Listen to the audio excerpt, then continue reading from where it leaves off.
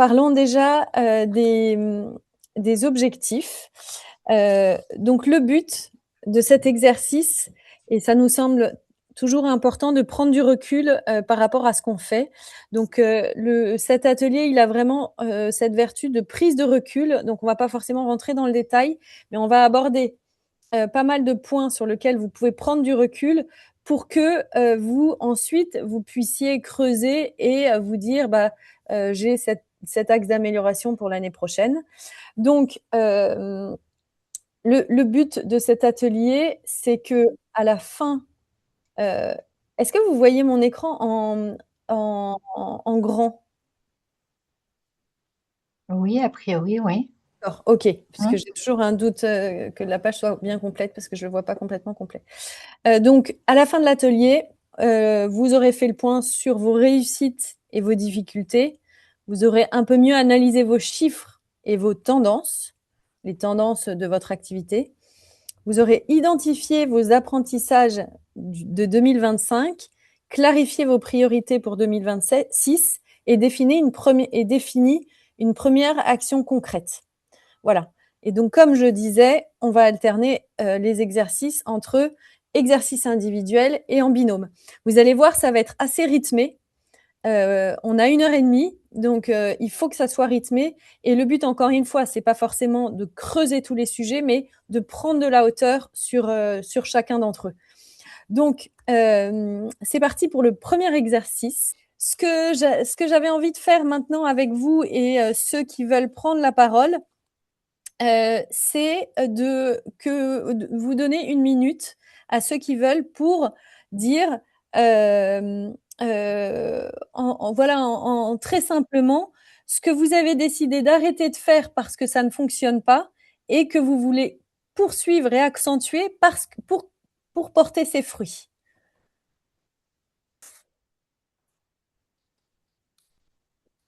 Allez, moi je veux bien, je m'y colle. Allez, Euh, c'est parti. du coup, moi, ce que j'ai décidé d'arrêter de faire. Est-ce que tu... Voilà, c'est plus sympa. En fait, au début, je faisais beaucoup de petits événements. J'ai fait beaucoup de marchés de potiers ou de marchés de Noël de créateurs.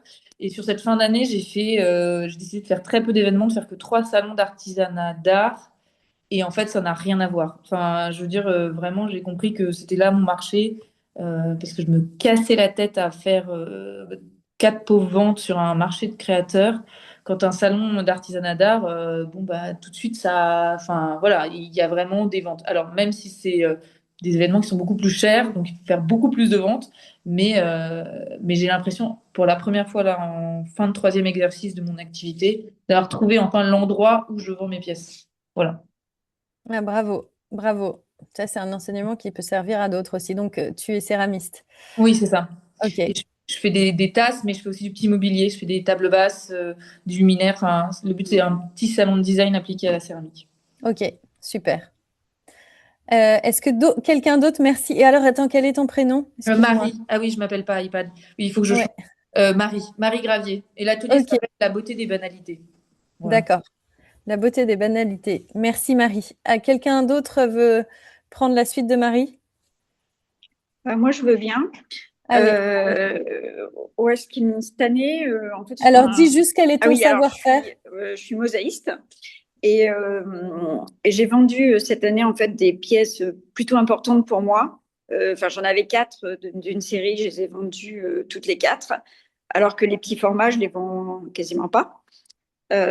Donc en fait, voilà, je ne vais pas perdre mon temps, même si on me le demande, à faire des petits formats. Enfin, je vais arrêter complètement pour me consacrer sur des formats plus conséquents, finalement, puisque je commence enfin à trouver ma clientèle et du coup, c'est quand les gens ont du pouvoir d'achat, c'est plus, enfin, le prix est plus du tout un problème. Très Voilà. intéressant. Super. Mais ouais, je m'attendais pas forcément à ça et c'est un enseignement qui je trouvais particulièrement riche. Voilà. Merci, Anne. Compris. Super. Continuons. Qui se lance? Je veux bien. Si Christelle. j'en ai En déjà pas. commençant, Oui. juste commençant avec ton, voilà, ton nom, ton savoir-faire. Donc, Christelle Voltier, moi, mon entreprise, je l'ai appelée Audace et Tralala. Et je suis dessinatrice, créatrice et éditrice de décors muraux que je décline en papier peint personnalisé. Et moi, mon enseignement 2025, je l'ai partagé déjà avec les deux personnes précédentes, c'est de jamais arrêter de prospecter, d'être hyper régulière et d'avoir une organisation sur l'année pour assurer la suite parce que du coup j'ai fait l'erreur de me consacrer uniquement à ma prod sur les 4 premiers mois de l'année et j'avais pas mal de boulot donc je me souciais pas de la suite et en fait le temps de relancer la machine de la prospection, l'été qui est passé par-dessus, etc. Et j'étais obligée de prendre sur ma trésor pas mal ces derniers mois. Et donc, voilà, c'était le conseil que j'avais envie de donner. Enfin, moi, je sais que 2026, ça y est, j'ai déjà calé plus ou moins quel salon, le volume, entre guillemets, de prospection que je vais faire parce que je commence à avoir une idée un peu précise de combien d'archi je dois aller voir pour en avoir une affaire ou des choses comme ça. Mais Et c'est combien ça? c'est beaucoup. C'est beaucoup. Et je disais tout à l'heure à une des personnes avec qui je parlais que j'ai fait l'erreur aussi d'aller voir des petits architectes d'intérieur sans que ce soit péjoratif, mais qui ne sont pas sur des projets qui correspondent à mes projets. Donc, du coup, j'ai beaucoup perdu d'énergie à ça. Donc, ça aussi, j'ai retravaillé cette partie-là. Il vaut mieux que j'en vois moins, mais qui soit vraiment ciblé. Donc, il y a toute cette partie-là que j'apprends depuis 2 ans, quoi. Mais on Et apprend tous comment les tu jours. les cibles mieux? J'utilise beaucoup Instagram pour voir les projets sur lesquels ils sont, s'ils utilisent du papier peint dans leurs projets, si dans leur décor ça reste très blanc et très sobre, ou si au contraire ils osent des choses un peu atypiques, bah là j'y vais. Euh, et puis voilà. Et j'ai essayé aussi d'autres biais parce que d'autres biais, des peintres en fait, les peintres qu'on fait venir chez soi pour peindre des murs. Euh, eh bien, ce sont eux aussi qui prescrivent des papiers peints à des particuliers. Donc du coup, voilà, petit à petit, j'arrive à trouver des nouvelles ficelles pour élargir et à la fois cibler mieux. Donc, Super. Écoute, c'est très intéressant. Franchement, j'ai une recommandation à vous donner. ah, C'est à tous d'ailleurs, parce que dans les échanges aussi, c'est très utile. Pour ceux qui n'ont pas participé à la conférence de mardi sur la posture de l'entrepreneur, Sandra Furlan, qui était notre invitée, qui est experte un peu, elle accompagne des artisans d'art, elle donnait exactement ce que tu es en train de dire comme conseil, l'anticipation. En fait, anticiper, ça permet de pas être surpris et de pas être en réaction face aux événements, mais d'être plutôt moteur de son entreprise. Donc anticiper. Et aussi un autre truc que j'ai trouvé très intéressant quand tu disais produire, oui, mais pourquoi en fait? Non, parce que si tu produis trop et t'as pas fait de démarchage commercial, bah, tu es face à une situation en disant, bah, ok, j'ai produit, mais pour qui? J'ai pas de clients. Donc, ça marche avec l'anticipation. Et elle, il y a un conseil qu'elle donnait que je trouvais intéressant, c'est si tu as des choses à montrer, tu vas au devant des architectes ou de tes prospects, de tes clients, avant même d'avoir un produit fini, quasiment. Parce que c'est la façon dont tu vas parler de ton projet, c'est la façon dont tu vas décrire ton savoir-faire qui va lui donner envie. Donc, je trouve que ce que t'appliques, Christelle, c'est très intéressant et puis ce qui correspond tout à fait à ce qu'elle indiquait. Donc, je vous mettrai tout à l'heure le lien de l'épisode en commentaire parce que je pense que ça pourra vous intéresser. Merci, Christelle. Est-ce que d'autres personnes veulent prendre la suite?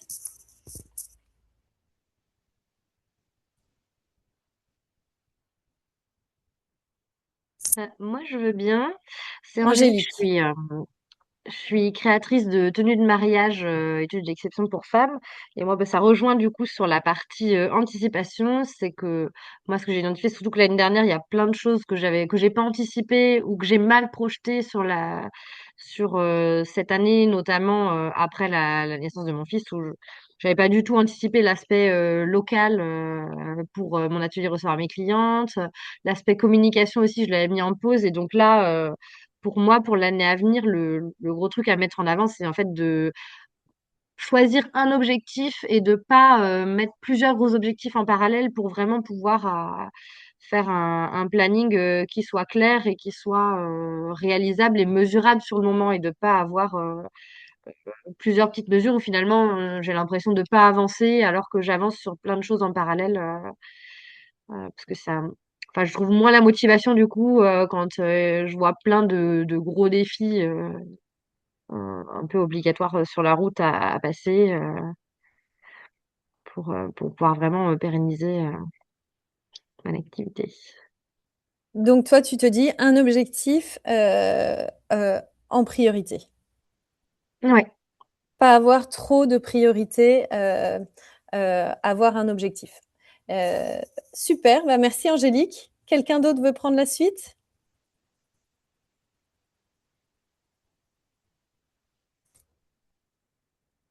Allez-y, c'est intéressant parce que ça permet même, enfin, si vous pensez que ce que vous allez dire n'est pas intéressant, ça l'est toujours en fait. Et les expériences des uns enrichissent toujours l'expérience des autres, enfin le parcours des autres. Donc, n'hésitez pas.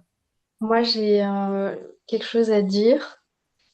Oui, Donc, je suis Constance. Constance, donc brodeuse au fil d'or. Ce que j'ai parlé aussi avec les deux personnes avec qui j'ai échangé avant, c'est que donc déjà, j'ai osé aussi aller vers l'extérieur et sortir un peu de la bulle et sortir de l'atelier, parce que souvent, je remarquais que j'étais trop dans les choses à faire et surtout quand c'est un métier passion, bah en fait, on pourrait faire ça tout le temps. Donc, on est tenté de ne pas anticiper et de pas se préoccuper des chiffres, de la prospection, enfin de tout ça qui peut paraître un petit peu barbare quand on n'aime pas et qu'on ne sait pas faire. Et du coup, j'utilise en fait un outil qui m'aide beaucoup à ça. C'est en fait ça s'appelle Angel Start et c'est un outil qui permet vraiment d'analyser les chiffres chaque mois sur les rentrées d'argent, sur les sorties, sur qu'est-ce que je vais pouvoir investir, est-ce que je peux me permettre de faire ce salon-là le mois prochain ou est-ce que ça va être trop juste, d'analyser aussi qu'est-ce que j'ai gagné concrètement sur ce projet parce que des fois en fait on donne un prix mais j'ai du mal avec tout ce qui va être pricing, faire des devis, regarder est-ce que c'est vraiment rentable, est-ce que j'ai pas mis trop de temps sur ce projet par rapport à ce que j'ai facturé. Enfin, ça permet d'être un peu plus proche de la réalité et d'avoir une visibilité aussi chaque mois, ce que je faisais pas avant. Et donc d'accorder un peu plus de temps avec un outil pratique où vraiment je me mets dans la gestion, j'analyse les chiffres et ça change aussi beaucoup de choses parce qu'avant j'étais vraiment dans j'ai pas trop envie de regarder ça parce que si jamais c'est pas rentable, j'ai pas trop envie de le Ouais. savoir. Et en fait, j'ai un peu changé de vision. Ok, on commence à regarder et en fait, c'est plus motivant qu'autre chose de dire bah il faut juste ajuster et peut-être changer des choses, mais si je mets les choses trop de côté, en fait, ça va pas changer, ça va pas avancer et ça va pas me rendre service, ça va pas faire grandir le projet. Donc, au bout d'un moment, il faut s'accorder un peu plus de temps sur les tâches qui sont pas plaisantes, mais qui sont très importantes pour justement faire les choses un petit peu mieux, quoi. Super, merci beaucoup Constance. Est-ce que tu pourrais mettre le lien de cet outil sur le chat parce que je pense qu'il serait utile à pas mal de monde. Oui. Et si il n'est pas évident d'utilisation, est-ce que les personnes peuvent te contacter pour Alors, pour ma part, je suis vraiment une quiche. Donc, si j'y arrive, c'est qu'a priori, tout le c'est monde peut y vraiment. arriver. Ok, Ouais, en fait, j'ai d'accord. vraiment juste synchronisé mon compte et en fait, ça fait un peu le travail pour moi Ah où bah je c'est vois génial, en fait le super outil. différentiel. Alors, ce que je te propose, c'est de le mettre dans le chat et peut-être tu pourrais le mettre aussi dans le groupe d'entraide. Tu es sur le groupe d'entraide WhatsApp et tu pourrais dire, suite à l'atelier, j'ai partagé cet outil que je trouve très utile. Je vous encourage à l'utiliser Oui, pour calculer la rentabilité, le temps passé, etc. sur vos produits. Ça serait, je pense, très utile. Euh, Le temps file. Est-ce que y a un dernier témoignage? Moi, je veux bien. Oui. Anouk. C'était juste pour dire que moi, je sais que ça, un des points sur mon bilan d'année, ça a été de me dire que je suis ressortie avec des moments vraiment de grande fatigue et de grande pression. Et donc, la notion d'anticipation, elle me parle carrément. Mais surtout dans les points de levier, je me suis dit que j'allais essayer de mettre en place justement un outil de plus de gestion de toutes les tâches. Enfin, je sais que j'avais l'impression d'avoir une charge mentale énorme entre tous les différents chantiers. Enfin, moi, ça fait qu'un an et demi que j'ai démarré, donc j'ai l'impression qu'il y a tout à faire de partout. Et je sais que voilà, je dormais mal. Enfin, ça, alors que je suis plutôt, j'ai jamais été une mauvaise dormeuse, mais donc, je sais qu'il y avait urgence à ce que j'organise, que je trouve des outils pour mieux gérer cette pression et cette charge mentale. Et donc, j'avais fait un appel justement sur le WhatsApp d'Entraide. Et donc, on m'a donné notamment Notion. Donc, voilà, ça va être l'objectif 2026 de l'utiliser et de faire en sorte que ma charge mentale diminue.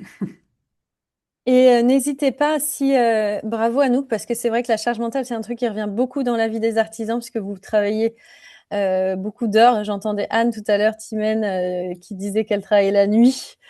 Euh, et donc, et je pense que vous êtes nombreuses dans ce cas-là. Et c'est vrai qu'en fait, c'est pas, ça peut pas tenir dans la durée. Il faut se préserver du temps pour soi, du temps pour sa famille, ses amis. Enfin, avoir vraiment du temps où vous décompressez. Et pour ça, on en revient toujours à l'anticipation. Donc, il y a Notion, mais il peut y avoir d'autres outils. Donc, n'hésitez pas aussi à utiliser le groupe d'entraide en disant j'ai envie de m'atteler à ce travail-là, à utiliser Notion. Est-ce qu'il y en a d'autres qui l'utilisent? Est-ce qu'on se fait un petit groupe de travail? Enfin, n'hésitez pas, en tout cas, à solliciter les autres personnes de la communauté pour travailler dessus. Merci beaucoup, Anouk. Alors maintenant, un petit temps de conclusion. On vient de lancer un programme qui s'appelle Accélérer, qui peut être utile à certaines d'entre vous. Pendant toute l'année, en fait, donc il y a des ateliers tremplins, vous le savez, parce que vous participez régulièrement. Le but de ce programme accéléré, c'est d'en avoir fait vraiment un programme, c'est-à-dire après chaque atelier tremplin, vous recevez un email avec des exercices à faire et on se retrouve 15 jours après en groupe, donc maximum 20 personnes, et avec des exercices d'approfondissement et de restitution en petits groupes, en plus grands groupes, pour que sur chaque apprentissage, en fait, vous l'utilisiez pour votre propre projet et que à la fin de l'année, en fait, il y ait tous les sujets liés au développement de l'entreprise qui aient été abordés. Donc, on a lancé les candidatures et c'est un programme qui coûte 750 €, qui est finançable par les OPCO. Je vous en parle là maintenant parce que la deadline, c'est lundi prochain pour, si vous voulez avoir une chance que le programme soit financé. Sinon, le programme coûte 500 € si vous l'autofinancez. Mais si ça vous intéresse, je vous enverrai le mail. Je vais vous envoyer un mail avec le replay, peut-être en gardant juste votre partie restitution. Et puis, avec ce programme-là, si vous voulez le regarder de plus près pour candidater assez rapidement. Donc ça, c'est une chose. Et la deuxième chose aussi importante, c'est que vous puissiez répondre au questionnaire que je vous mets tout de suite dans le chat. Parce que c'est très utile, comme je disais tout à l'heure, c'est très utile pour valoriser ce que ces ateliers vous apportent. Et si vous avez des points d'amélioration, vous l'indiquez, parce que nous, on fait tout le temps évoluer notre pédagogie. Donc, si vous pouvez prendre 1 minute ou 2 pour le compléter maintenant, ça sera très utile pour nous. Et puis enfin, parce qu'on arrive à cette période de fin d'année, de fête, et donc évidemment, on trouvait que c'était sympa de faire cet atelier, faire le bilan pour partager ensemble les réussites et les difficultés de l'année. J'espère que ça a été utile. Et puis, voilà, c'est important aussi de se souhaiter des joyeuses fêtes de fin d'année, un temps de pause avant de redémarrer avec beaucoup d'énergie pour 2026. Donc, merci à tous et à toutes. Et on se retrouve très bientôt en 2026. Donc, n'hésitez pas à... Voilà, je fermerai la réunion dans 1 minute si vous voulez prendre le micro et allumer vos caméras pour que chacun puisse partager ses sourires de fin d'année. C'est plus sympa. Merci encore. Merci, Aude. Merci beaucoup. Merci beaucoup. Merci vraiment, merci. Merci. Merci, au revoir. Merci beaucoup. Joyeuses fêtes. Joyeuses fêtes, merci. Bonne fête à tous.